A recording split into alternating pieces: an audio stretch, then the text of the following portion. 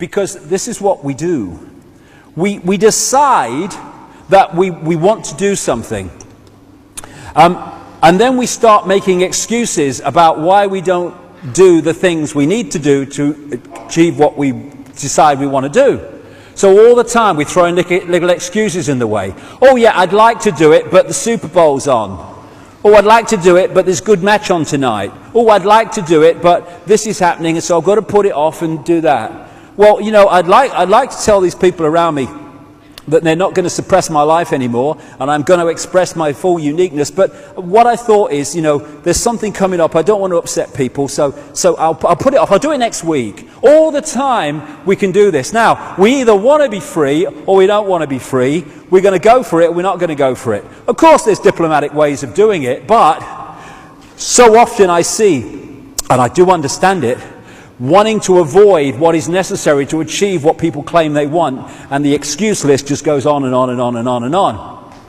And instead of you're to blame, it's like, how can I find a situation to explain away why I'm not doing what I say I want to do? Clear your mind. This is a good one.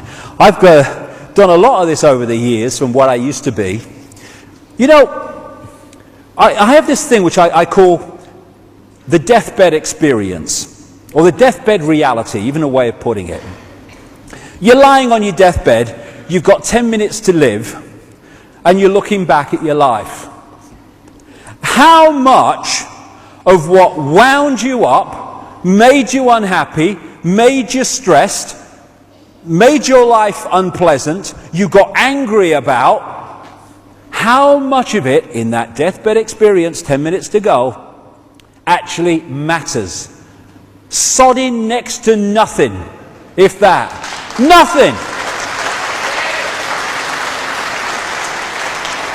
And it's another way that we get trapped in this out there holographic reality, which is getting attached to things that don't matter. You heard what he said about me? Oh, I'm disgusted, I'm so upset. Don't give a shit, mate. Don't give a shit. It doesn't matter. What's it matter? You know why it matters? Because you've made it matter. I think that DavidIcke's mad, crazy, an idiot. Thank you for sharing that with me. End of frickin' story. Write your opinion. I have a right not to be affected by it. Doesn't matter. Thinks I'm crazy? Good luck to him. Brilliant. I don't think I'm crazy. I'm not affected by that. And I don't get stressed. Oh, how can you say that to me?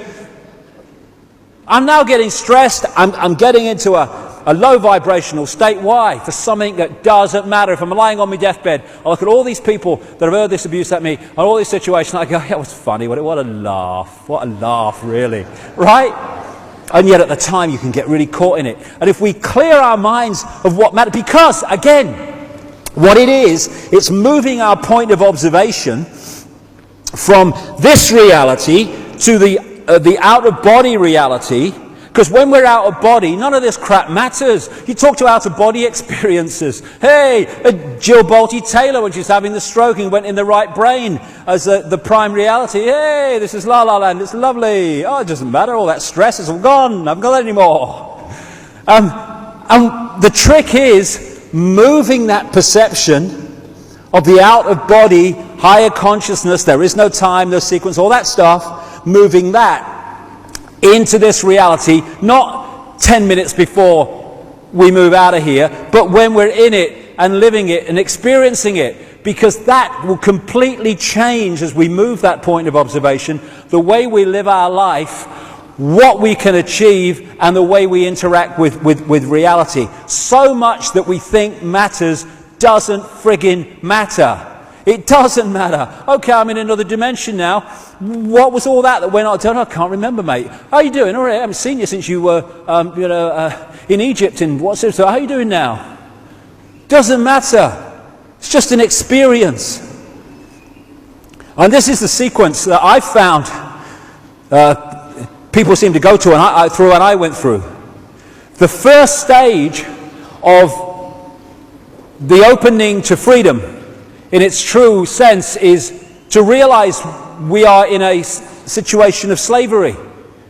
Because again, making excuses, hiding from what you don't want to face.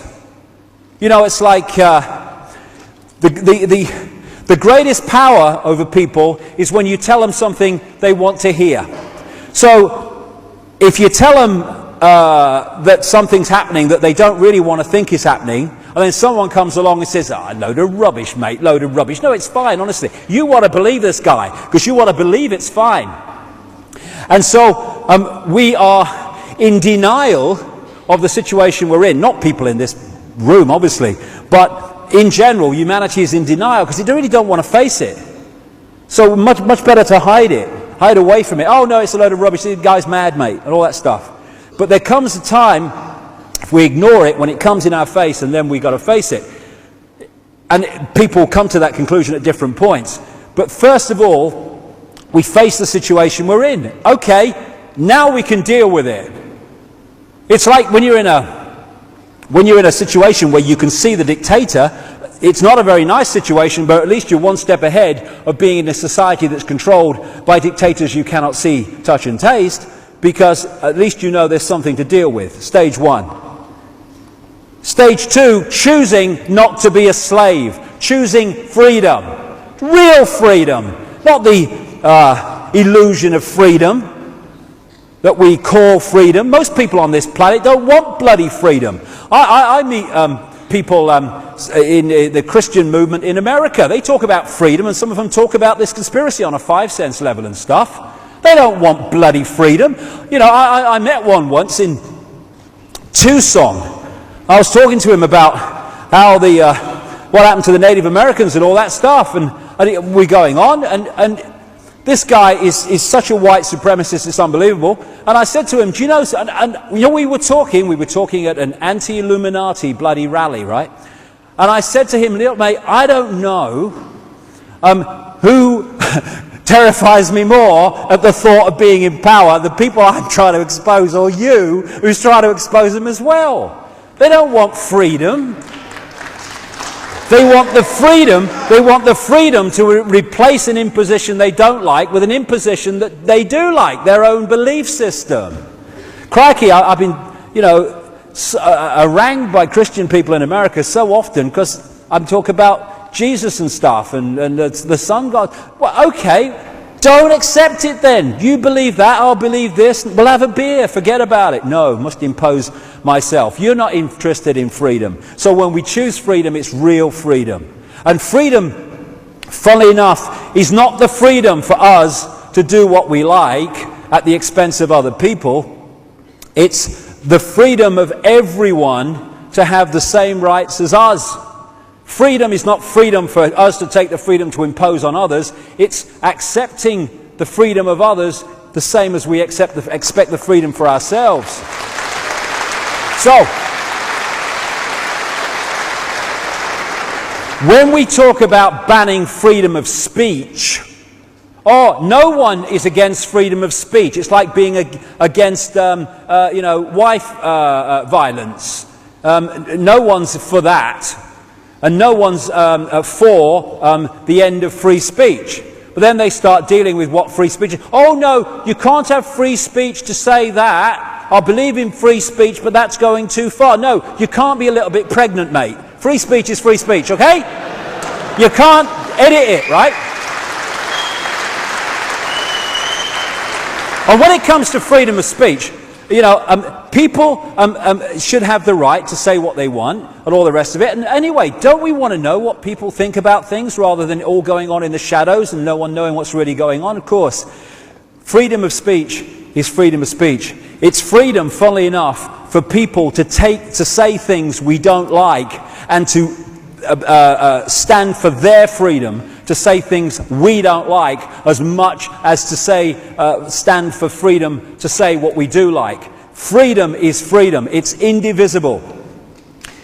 So, I choose freedom.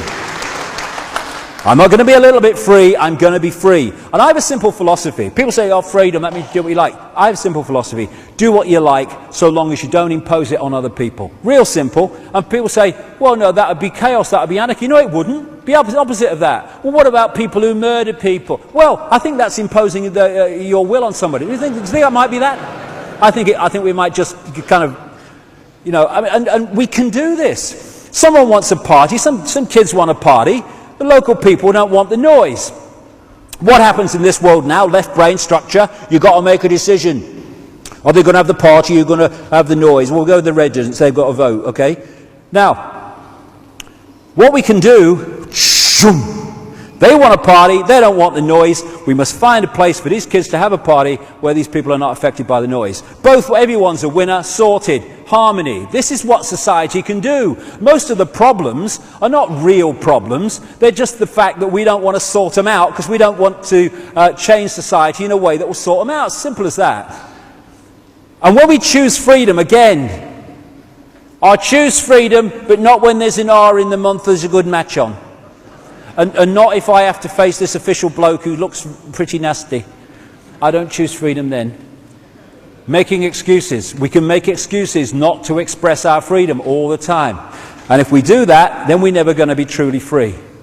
Then we get, after acknowledging our situation, making the choice to change, then we can start the transformation. Why? Because when we go for it, real choice to be free, then everything changes. Energetically we change. What we draw to us changes. People come in and out of our lives that add to our understanding and our ability to go down this road of freedom. Everything changes. Transformation. And it's a wonderful thing. It can be a challenge. I love this film, The Dead Poets Society. Robin Williams in this film, when he's teaching the kids and basically saying, look at the world from a different angle. He used to stand on his desk or their desks, and he was asked, why are you standing on the desk? And he said, I stand upon my desk to remind myself that we must constantly look at things in a different way. You see, the world looks very different from up here. You don't believe me? Come and see it for yourselves. Again, when we start to make this transformation, we start to move with it our point of observation of the world. And if we move our point of observation, we're going to start acting in different ways. We are going to start perceiving in different ways. And therefore, again, we've got to let go the fear of what other people think. Oh, you can't stand on the desk. It's stupid, sir.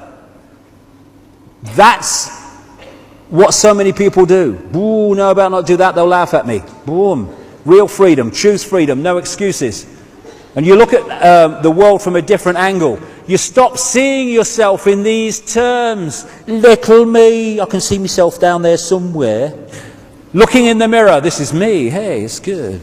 It's a computer. It's a computer. It's a wonderful, incredible thinking energy construct with consciousness up to a point. And it's the great vehicle for us to experience this world, but it's not who we are. And if we identify with it, we identify, apart from it being a vehicle, we identify with the computer and not us.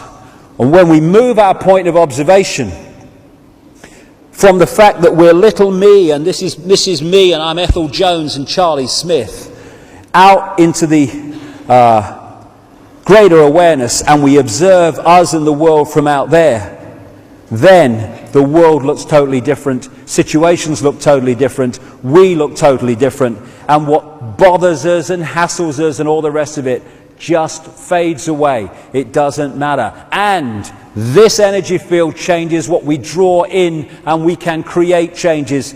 And we are transforming the outer by transforming the inner. As this happens, we start to expand the range of frequencies. We're decoding the levels of awareness that we are able to access to give us insight and intuitive knowing. My God, we're on our way. This is the level of the transformation. This is the level of the revolution, if you want to call it that. It's not guns, it's consciousness. And we wake up. And as that happens, we wake up and we go, why didn't I see it before? So many times people have said that. I can see it now, it's so bloody obvious. Why didn't I see it before? Because that's what you were before.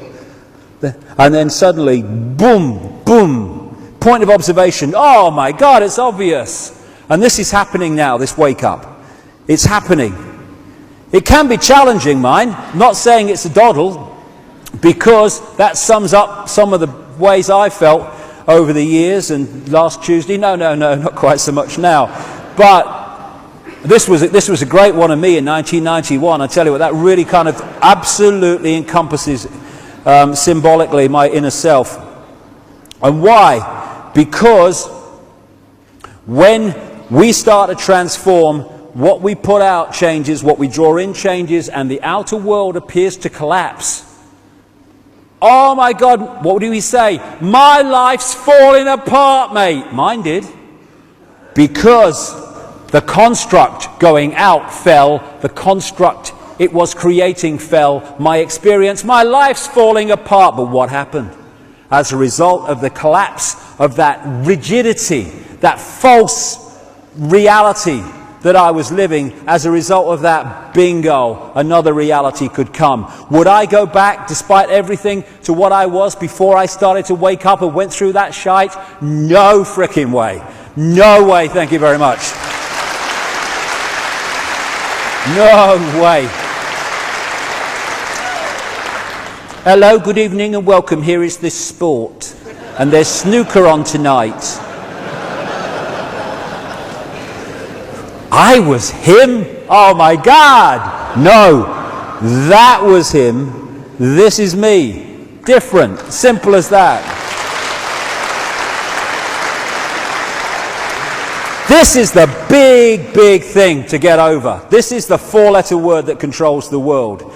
And you know, it's fear that allows this to happen. You know, this guy's in control because they're following and all the rest of it. Now, if any of these bloody sheep said, sod this for a lark, I'm off, he's in real bloody trouble now, isn't he?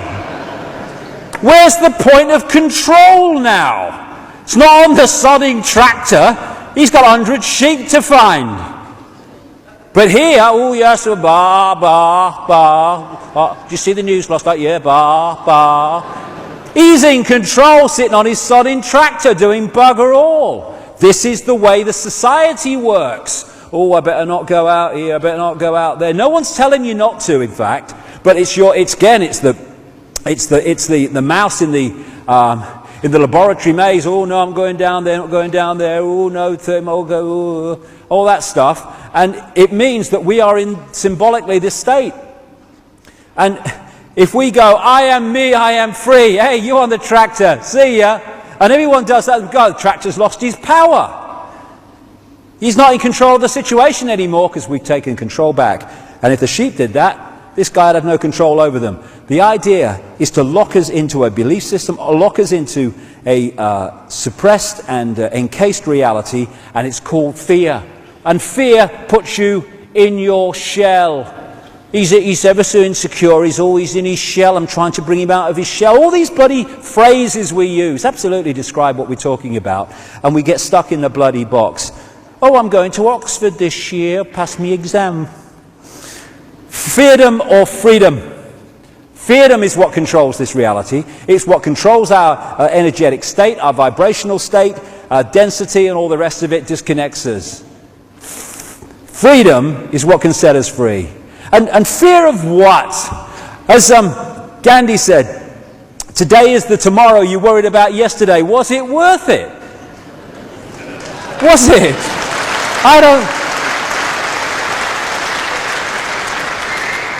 I know people, they're going to the dentist and they're going, oh God, I've got to go to the dentist in 3 weeks' time. Oh my God, I'm ever so worried. Oh no, God, oh no, I can't go out and worried. No, about the dentist. 3 weeks later, they're sitting in the waiting room. Oh my God, I've got to the dentist. Oh my God.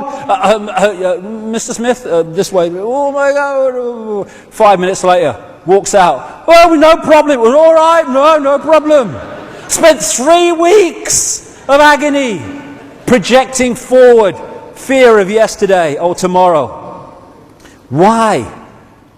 When we get caught in this thing about survival, it's very important, because when we get into a point of survival, we get into the reptilian brain. We lock in there because that's our survival instincts and our survival mechanism. Survival. Survival of what? Survival of life. I don't want to die. A doctor save me. And all this stuff. There is no death. There is only life. There is only infinite consciousness, infinite awareness, infinite eternal existence within all that is, has been, and ever will be. They're the 2 points of observation. One, survive, survive, survive. One, there is nothing to survive. Chill out, mate. Okay? That's what it's like. So, there are two different ways of looking at things. When we lock into body consciousness, we can lock into survival mode. Why? Because the body software has many survival mechanisms and programs within it. And that's not a bad thing, that's a bloody good thing. Because within this reality, this survival instinct of the holographic level of the body computer is a good thing. We wouldn't last long if those survival mechanisms weren't here within the computer, within the world that we live in. It's when they are the governor and take over. They don't just react in times when we're in danger, they are there all the time. Oh, I'm ever so worried. My mother used to say about a neighbour, it's being so worried that keeps her going. What? What? But so many people, and and I noticed this from earlier in my life. I could worry for flipping England. I ain't standing here cross-legged on a bloody mountain saying I'm speaking to my disciples and all that shite. I have been through all this shit and continue to go through a lot of it. So when I'm talking about these things, I'm talking to my sodding self as much as I'm talking to anybody else. And this is what we all experience. It's not about this or that. God, the shite I've been through, I could, oh God, emotionally and all that other stuff. And so when we get caught in that, we get caught in body consciousness. And you get people, I call it emotional addiction. I had this at one time. An emotional addiction, the receptors of the cells that take in heroin and cocaine and all that stuff, they are the same receptors that take the chemicals caused by emotions, because emotions create a chemical reaction in the body and vice versa, hence the mercury and the fillings and all that stuff. And we can get into a state of emotional fear and fear of not surviving. It's kind of all different expressions of that, where we need a fix when there's nothing to worry about. I noticed that. I felt uncomfortable. I was almost in, emotional cold turkey at one time in my life when I didn't have anything to worry about. Because it's an emotional state, it's a chemical state, it's a drug state. And it's a body consciousness state, which has these survival programs. When we move our consciousness to this level, then we know there's nothing to survive. And so the survival instincts, while they can react on a body level to physical danger, quote, they're not constantly constraining and influencing our reality. Now, what is there to worry about? What is there to fear of not surviving when you hear this? Everything from the beginning, my birth, my ancestors, my children, my wife, everything comes together simultaneously. I saw everything about me and about everyone who was around me. I saw everything they were thinking now, what they thought then, what was happening before, what was happening now. There is no time, there is no sequence of events, no such thing as limitation of distance, of period, of place, of time. I could be anywhere I wanted to be simultaneously. What is there to fear surviving or not surviving when we move to that level of consciousness? That's the level, if we get to it, and we can come from that within physical embodiment, or what we call it, suddenly our lives transform. And if enough people do it, this reality transforms. Know thyself. That's something that we've been manipulated not to know. Don't ask questions, know the answer. When we're thinking, questions, we're actually saying to ourselves, I don't know the answer. When if we just get to that level of knowing, of intuitive knowing, you find the answer without asking the question. You just know. This asks questions, trying to work things out. Chatter, chatter, chatter, chatter. Wonder what that is. The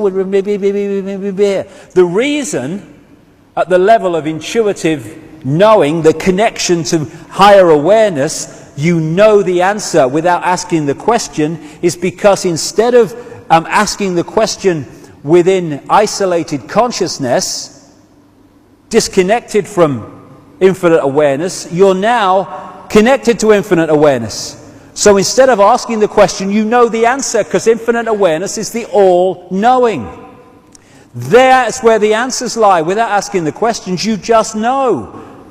I just know I've got to be so-and-so tomorrow. How do you know that? I don't know. I can't explain it. I just know. And you go, and what happens? Something happens that takes you forward. Whereas you'd have gone, no, I can't. No, I can't do that. No, you can't do that. You've got things to do. You've got to go to the supermarket tomorrow. How do I feel to go there? This intuitive level of knowing is our connection to higher consciousness. And this is, if you watch it, always at war with intuition. Nearly always.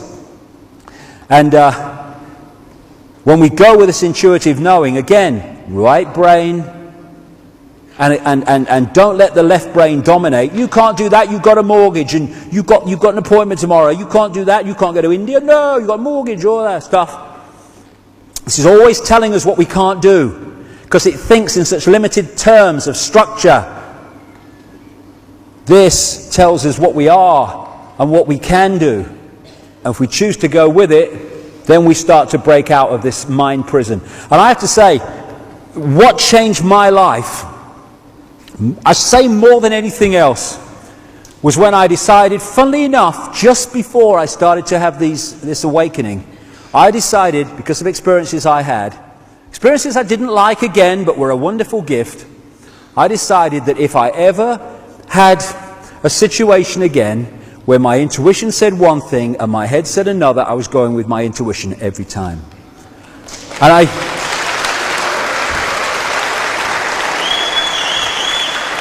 I went with it, and I went with it, and I went with it, and you may have noticed it got me into a bit of trouble sometimes. It got me into a bit of trouble.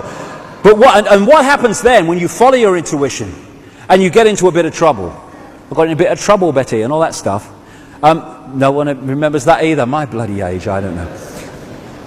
This crosses the arms. See, I bloody told you, didn't listen to me, get into trouble. I should have listened to me. A lot of people go, yeah, I know, oh no, I'll never do that again. But if you keep going with your intuition, you keep following this knowing, these urges, these passions of what you want to do with your life and where you want to go and where you want to be, eventually the sequence of situations leads the left brain, which is an observer of reality, and if you talk its language, it can kind of come round.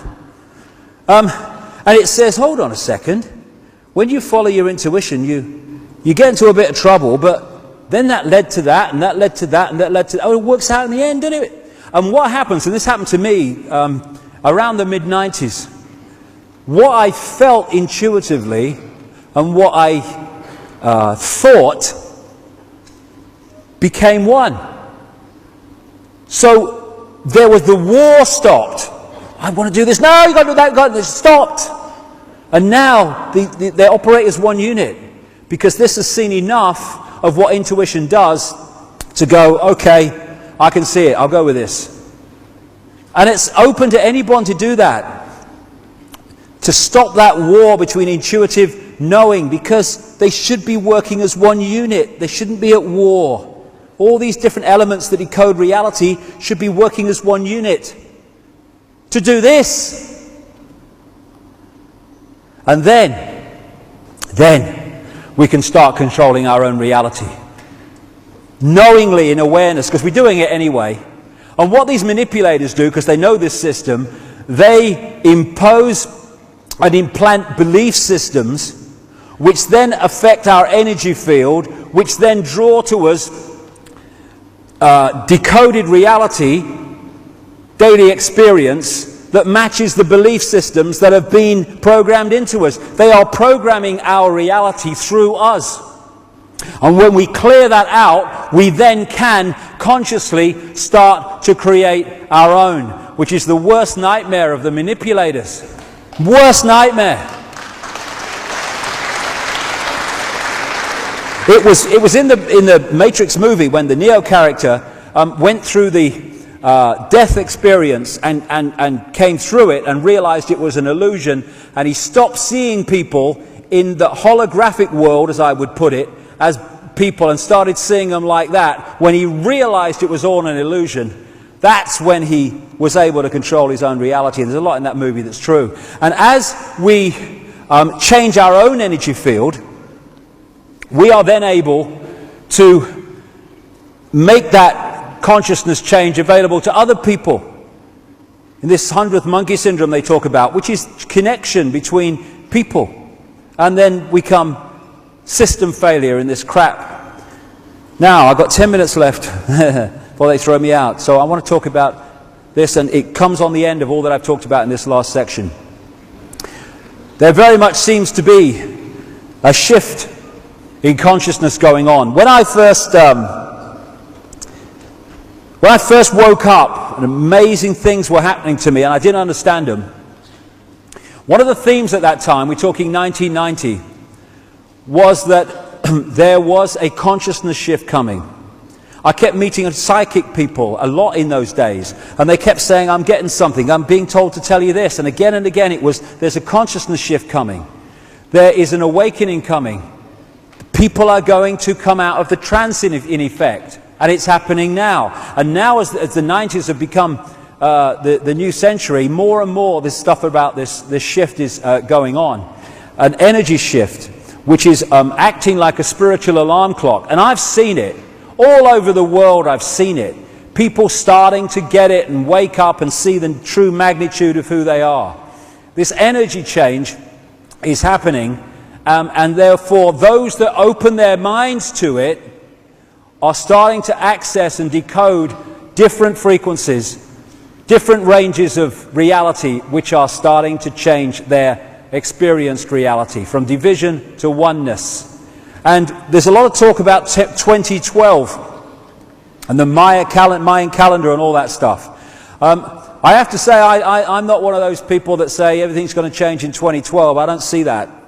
What I see is that this is a symbolic, or more than symbolic, window when terrific change is going to take place. And this cycle that we've been through is changed into another cycle, which is going to be very different and far more near paradise than the prison that is emerging. And in 1990, I'm not really big into channeled information and stuff when, psychics take all this stuff. You can get really good ones when they really get out there, and you can get some really profound stuff which takes you on. But a lot of stuff is not like that, but some of it is. And in 1990, I experienced this, and it stood the test of time in my experience. It was a lady who channeled this consciousness back in 1990 when I was in La La Land, what's happening to my life. And I'll just read what it said, because it's so relevant to now with the hindsight of the years that have passed. And if anyone doesn't, believe in shapeshifting, they should have seen this woman's face when she was doing this, because she became someone else. Her face, it was like, whoa, changed to a completely different face. And this is what it said. I feel you are sensing now the energies coming in, the energies surrounding your planet. This is causing many of you to ask questions. It is causing many of you to reevaluate completely your way of life, where you feel you wish to go, what you want to do.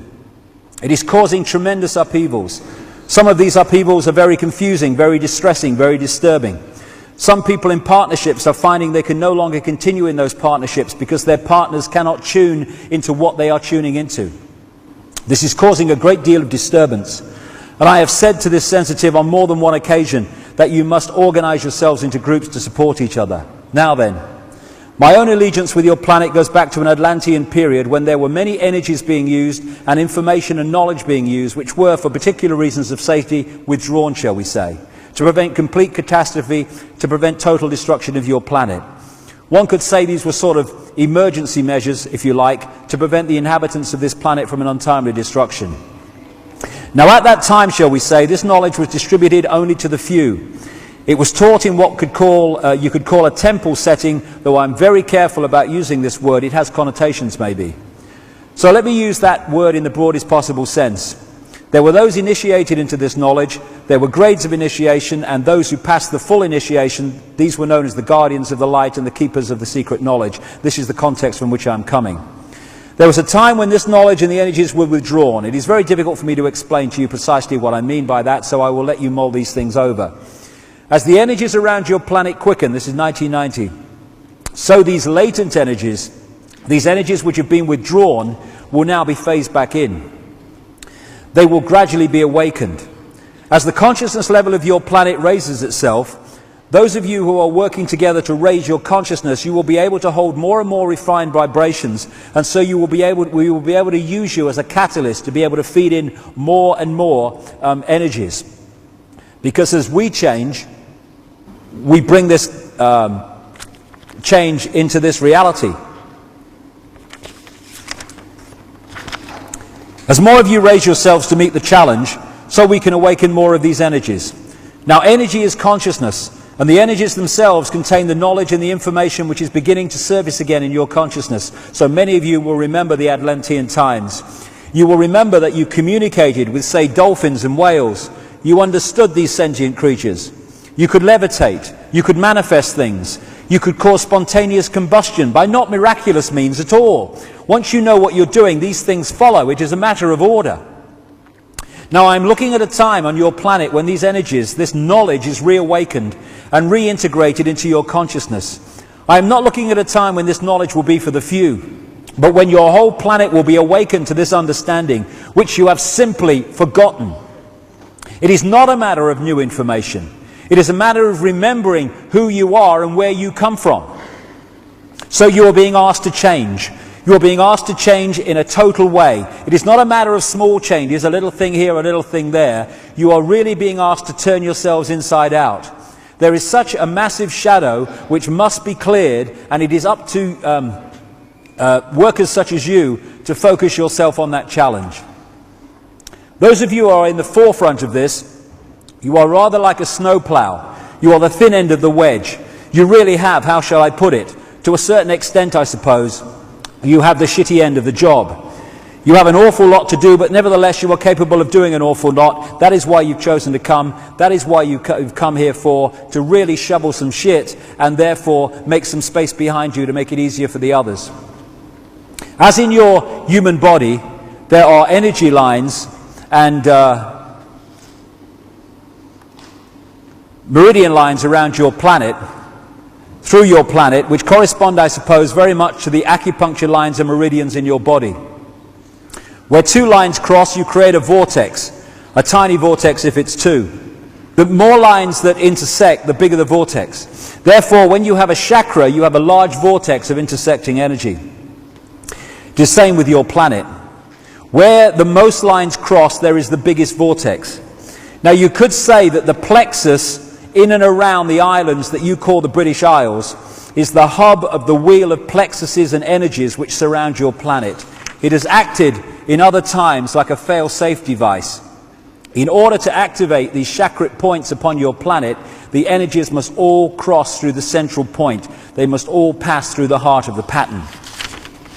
And it's no accident, I would suggest, that Britain and London and Scotland and whatever are one of the major centres for the hybrid bloodlines and the Illuminati on the planet, because they understand the significance of its place, not because of it's a country, but its point on this energy grid. And this is why there are more stone circles and standing stones in Britain, particularly on the western side, than anywhere else in the world per square mile. It's a very, very important place in energetic terms on the planet.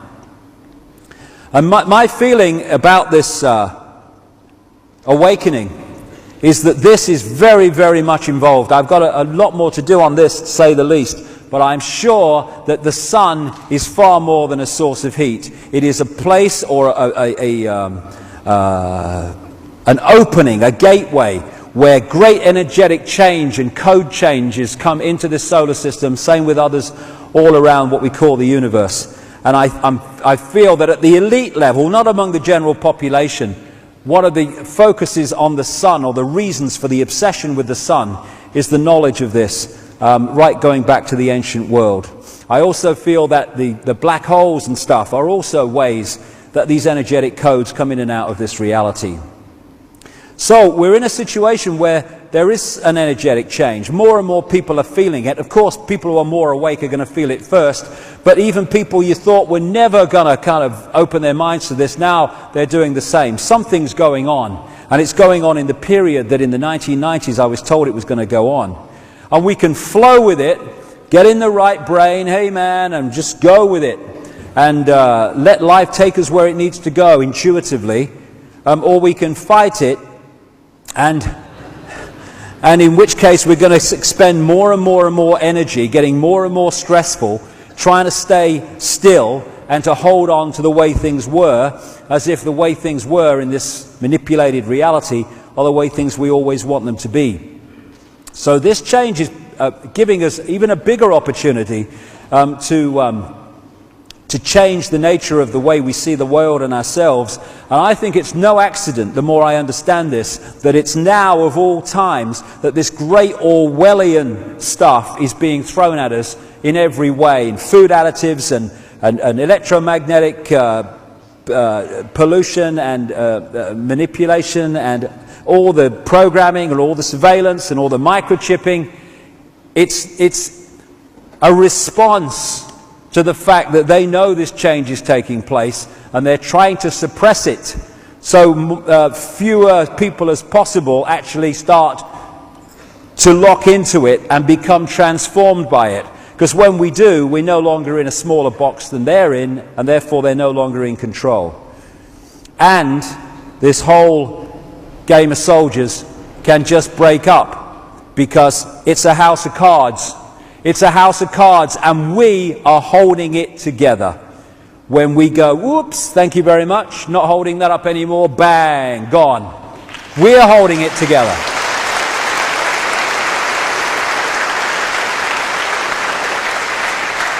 That's the point. It's not that they have constructed this, they have manipulated us to construct it. You cannot solve problems with the same level of consciousness that created them. No, but the same level of consciousness is not where we're going now. We're going to another one, to change our reality. And it's a time to choose. A time to choose if we want to flow with this and become the full magnitude of who we are, or whether we want to stay in the box like little frightened mice, saying, oh my God, I can't say boo to a goose, the goose won't like it. Free your mind and let nothing and no one enslave it is a great motto for everyone, I would suggest, including myself. As Mencken said at the start of this event today, I believe that any man that takes the liberty from another into his keeping is bound to become a tyrant, and that any man who yields up his liberty, in however slight the measure, is bound to become a slave. That's how we got into this. Voltaire, so long as the people do not care to exercise their freedom, those who wish to tyrannize will do so. For tyrants are active and ardent, and will devote themselves in the name of any number of gods, religious or otherwise, to put shackles on sleeping men. We have created it because we have become sleeping men and women. We can do things on a physical level which are a reflection of our changing consciousness, like ceasing to cooperate with the system of control. We've had a discussion outside the White House. We've had a discussion and we've decided this is going to happen. Mass of the people. No, it's not. We ain't doing that. Where's the power? Gone. Gone. The power is with us, and we have been cooperating with the building of our own prison. When we cease to cooperate, the prison can't be built, because there's not enough people to do it if the people who are being enslaved don't do it to themselves. As Albert Einstein said, the pioneers of a warless world are the youth that refuse military service.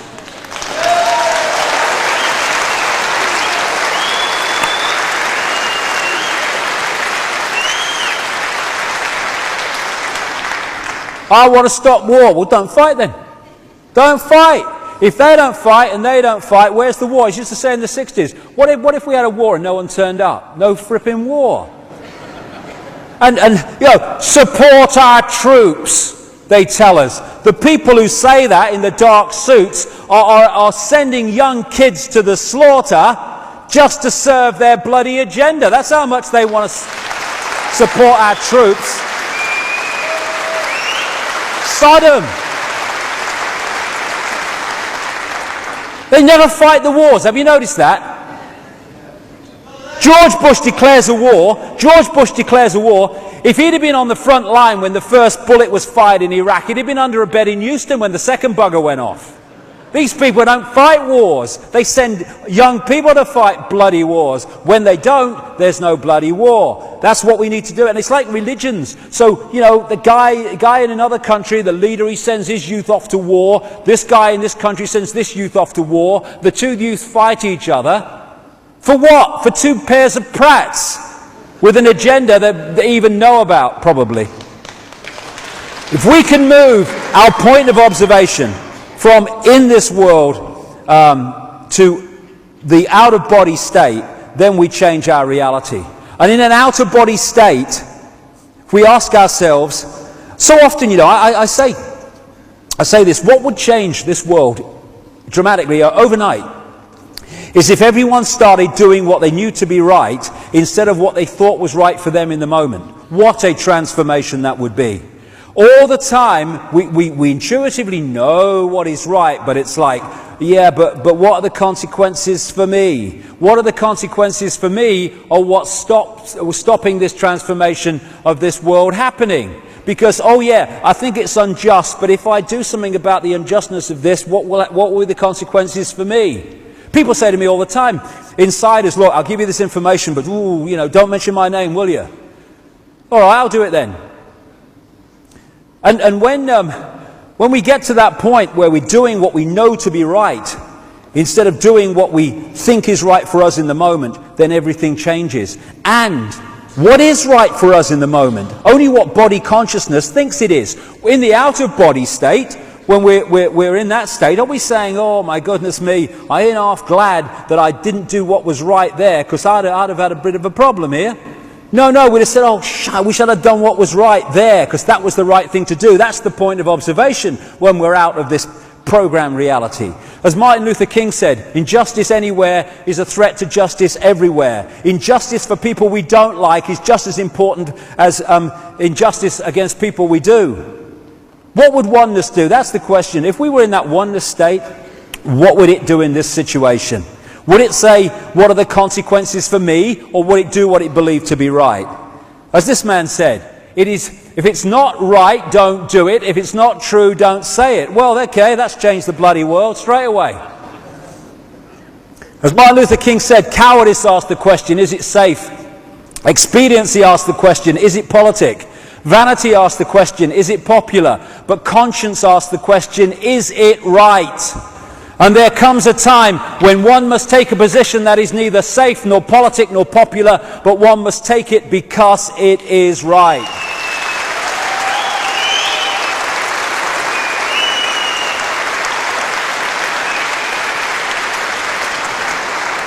Infinite love, infinite consciousness. The existence of an infinite consciousness is the only truth. Everything else is illusion. It's the imagination of that consciousness made manifest.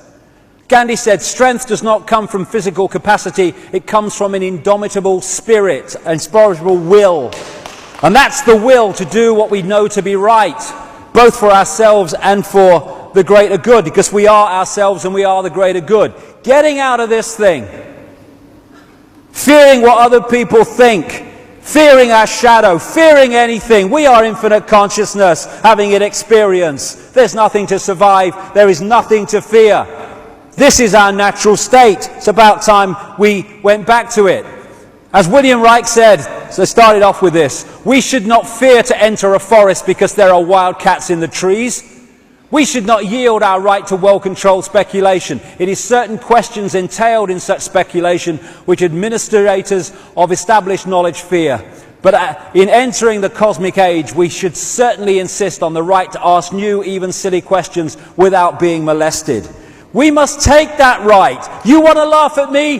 Good, have a good laugh. Please for you. You want to condemn me for what I'm saying because it's outside the norm? Great, fine. You have a right to say that. I have a right to say this. Everyone's a winner. This is what's happening now. We're starting to wake up, and we have the opportunity now. It's a wonderful time to be alive, because all these things are coming together in this point we call time, where we have the opportunity to break out of this cycle of mental and emotional imprisonment. We're being offered the key with knowledge, with understanding, with the gathering, opening awareness, and with the energy change that's underpinning that. It's now a time for us to decide if we're going to take the key and turn it, with all the implications that has for the challenges in this reality. But my goodness me, the freedom of becoming and returning to the true magnitude of who we are, and leaving behind this false identity that we have been manipulated to believe is us. There it is. There's the key for everyone, all of us, me too, to go like that. It's up to all of us to choose if we're going to do it. It's about time we did, I feel. Thank you very much.